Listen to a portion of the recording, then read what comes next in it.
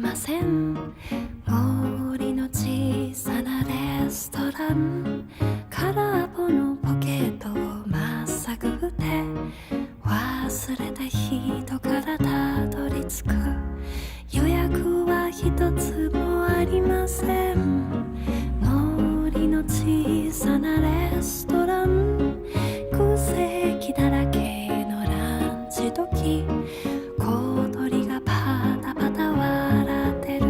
チュルチュンチュンチュンチュンチュンチュルチュン、チュルチュンチュンチュン